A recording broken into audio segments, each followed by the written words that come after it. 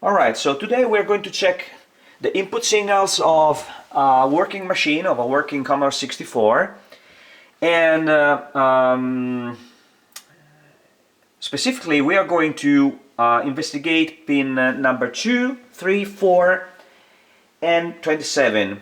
So these are the address bus, and it's very important because these signals are received by the PLA.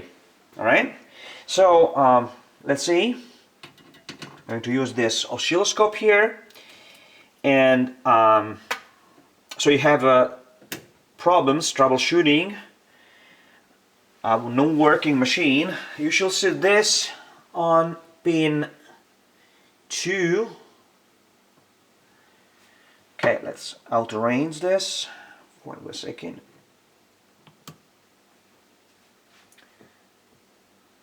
Okay, we're going to check out the clock. So this is pin 39 of the CPU, so the main engine of this Commodore is working. So let's check out pin number 2. Pin number 2 of the PLA looks like this.